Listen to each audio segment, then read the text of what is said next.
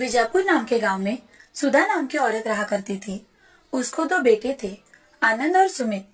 सुधा बहुत ही लालची किस्म की औरत थी। घर में हमेशा उसी की चला करती थी। अगर घर में कोई उसकी बात टालता तो सुधा काली का रूप धारण कर लेती थी। कुछ दिनों बाद आनंद ने सिया नाम के लड़के से शादी कर ली। वो गरीब घर की होने के कारण अपने साथ कोई भी दहेज नहीं लेकर आई थी, इसीलिए सुधा ने उसे बिन तनख्वाह के नौकरानी बना लिया था। सुधा सिया से घर के सारे काम करवाती थी। उसे ठीक से खाना भी नहीं खाने देती थी। एक दिन सिया खाना खा रही थी, तभी सुधा वहां आकर, बहू, चुपके से खाना खा रही हो? नहीं माँ जी, जो भी बनाया है उसमें से ही मैं खाना खा रही हूँ। अरे, तुम मायके से लाई क्या हो कि यहाँ हम तुम्हें दावत दें? हाँ माँ जी, आप ऐसे क्यों बोल रही है? मैं भी तो इस घर की बहू हूँ। हाँ, बहू कम नौकरानी हो तुम, समझी? ऐसा कहकर सुधा वहाँ से चली जाती है। तभी सुधा को सुमित दिखाई देता है। सुधा सुमित से, बेटे सुमित, तुम तो ऐसी कलमुही को घर मत लाना। मैं तुम्हारी शादी एक अमीर लड़की से कर दूंगी, ठीक है ना? अरे माँ, तुम्हें जो ठीक लगे वो करो, मुझे मत बताओ। मैं ऑफिस जा रहा हूँ। ठीक है बेटा। ऐसा कहकर सुमित वहाँ से चला जाता है। यह सब बातें सिया सुन लेती है। उसे बहुत ही बुरा लगता है। फिर भी सिया चुपचाप से काम किया करती थी। सुधा के कहे अनुसार सुमित की शादी धनवान सेठ की लड़की प्रिया से कर दी गई। दोनों की शादी बड़े धूमधाम से हुई। उस शादी में कपड़े, गहने, घर की वस्तुएं तथा सोने भी दहेज में मिला था। प्रिया घर में आकर एक कुर्सी पर बैठ जाती है और अपनी सासू माँ से, हमारे घर में नौकर नहीं है क्या? मुझे तो कोई नौकर दिखाई नहीं दे रहा। बहू, इस घर में हम दोनों ही काम करती हैं। नौकर मैंने ही नहीं रखा। मुझे मेरे काम करने के लिए 2 नौकर चाहिए सासू माँ। तुम्हें नौकर क्यों चाहिए बहू? तुम्हें जो चाहिए वो हमसे मांग लेना, हम तुम्हें ला कर देंगे। फालतू नौकरों पे पैसे क्यों खर्च करना? मुझे सुबह उठते ही बेटी लगती है। सब कुछ मुझे मेरे कमरे में चाहिए, और मुझे कुछ भी चाहिए तो मैं मंगवा लूंगी, नहीं तो आवाज दे दूंगी। मैंने कौन सी भी चीज मांगी और वो 10 मिनट के पहले मेरे पास नहीं आई तो मुझे बहुत गुस्सा आ जाता है। तुम्हें जो भी चाहिए वो मांग लिया करो बहू, हम दोनों तुम्हें सब कुछ ला कर देंगे। ठीक है माँ जी, अब मैं बहुत थक गई हूँ। मैं थोड़ा आराम करना चाहती हूँ। हाँ बहू, तुम जाओ, आराम करो। ऐसा कहकर प्रिया अपने कमरे में चली जाती है और ये सब सुन सुधा का मुंह खुला का खुला रह जाता है। तुरंत ही अपने आप को संभालकर सुधा सिया से, देखा, इसे कहते हैं रईसी, और तुम हो कलमुही जो हमेशा मुंह उठाकर चली आती हो। प्रिया ने जो भी बताया है सब याद रखना, और उसने जो भी मांगा वो देना। अगर उसमें कोई गड़बड़ हुई तो देख लेना। जी माँ जी। ऐसा कहकर सिया वहाँ से चली जाती है और अपने काम करके सोने चली जाती है। अगले दिन सुबह होते ही प्रिया आवाज देती है, अरे सासू माँ, कॉफी लाओ जल्दी। प्रिया की आवाज सुनकर सिया जल्दी से कॉफी बनाकर उसके कमरे में लेकर जाती है।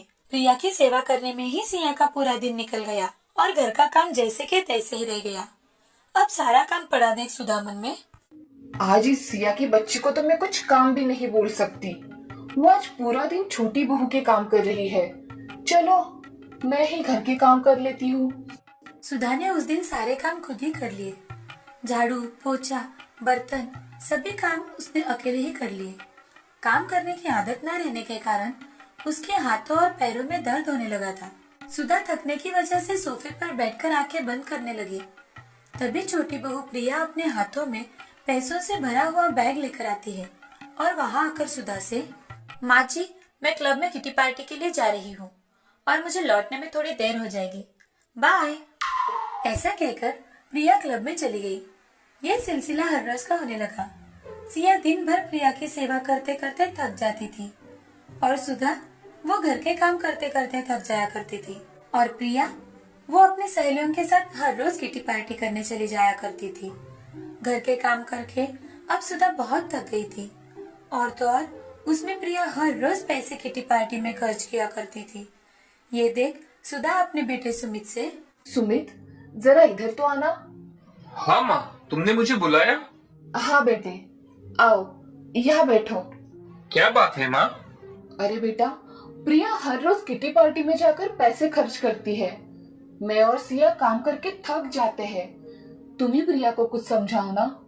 माँ, तुम्ही ने तो उसे सर पे चढ़ा के रखा था कि धनवान की लड़की है, उसने जो कुछ मांगा वो तुमने उसे दिया, और तो और बेचारी भाभी को भी उसके सेवा में लगा दिया। अगर मैंने उसे अभी कुछ कहा तो वो बोलेगी मैंने ढेर सारा दहेज देकर तुम्हें खरीदा है। मैं उसे कुछ नहीं कह सकता माँ, आप औरतें आपस में संभाल लो। ऐसा कहकर सुमित वहाँ से चला जाता है। यह सुन सुधा चुप हो जाती है। कुछ दिनों के बाद सुधा का फोन कंटिन्यू बजने लगा। तभी सुधा ने फोन उठाकर, हेलो।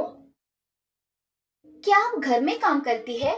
सुधा ने गुस्से से अपना फोन कट किया। तभी उसका फोन फिर से बजा। सुधा ने फोन उठाया। हेलो।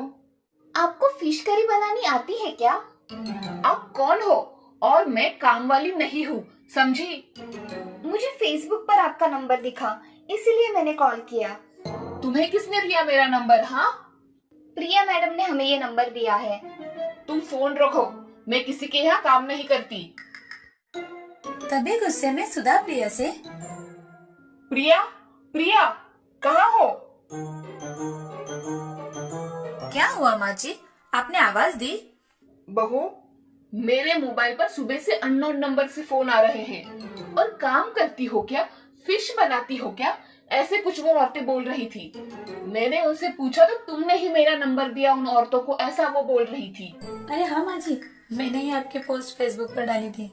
किसी को इतनी काम करने वाली अच्छी सास चाहिए तो कॉल करे, और लोगों ने आपके नंबर पर कॉल करके पूछा होगा, है ना माँ जी? वैसे भी मुझे क्लब के लिए थोड़े पैसे कम पड़ रहे थे, इसलिए मैंने आपकी पोस्ट दे दी। मैं कहीं नहीं जाने वाली, समझी? और मैं काम वाली नहीं हूँ। माँ जी, इस पोस्ट से हमें बहुत पैसे मिलेंगे, और जो भी कस्टमर हमें अच्छे पैसे देंगे उससे हमें डील फाइनल करनी है। बहू, तुम क्या कह रही हो? तुम्हें समझ में आ रहा है? अपनी सास को बेचोगी क्या? अरे माँ जी, मैं हस्बैंड फॉर सेल भी लगाने वाली हूँ। जो भी अच्छी डील होगी उसका हमें ही तो फायदा मिलेगा, और आप जैसी दयालु सास किसी को कहाँ मिलेगी।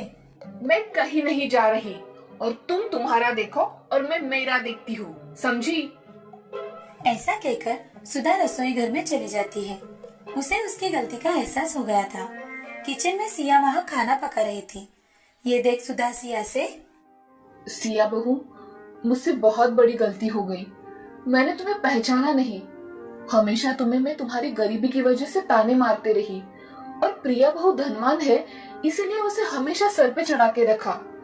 वो कहती है कि वो अपने पति को और मुझे भी बेचेगी। मैंने तुम्हें जो सताया उसके लिए मुझे माफ कर दो बेटी। माँ जी, आप मुझसे माफी मत मांगिए, आप मुझसे बड़ी है। मैंने आपको कब का माफ कर दिया है माँ जी। बहू, तुम्हारा मन कितना अच्छा है, तुमने मुझे सच में माफ कर दिया। हाँ माँ जी। तभी प्रिया वहाँ आ जाती है, और प्रिया अपनी सास से, माँ जी, आप में बदलाव है इसलिए तो हम सबने मिलकर ये नाटक किया। आप हमेशा दीदी गरीब घर की लड़की है ऐसा कहकर उनका अपमान करती रही है। ये सुन दीदी बहुत दुखी हुआ करती थी। आपको इसका एहसास हो इसीलिए हमने ऐसा किया। वास्तव में मैं हर रोज किटी पार्टी के लिए नहीं जाती थी, मैं काम करने हर रोज ऑफिस जाया करती थी। आज से मैं अपनी बहुओं को अपनी पलकों पर बिठा कर रखूंगी। यहाँ आओ बहू। ऐसा कहकर दोनों बहुएं सुधा के गले लग जाती हैं। अब पूरा परिवार खुशी खुशी जीवन व्यतीत करने लगा।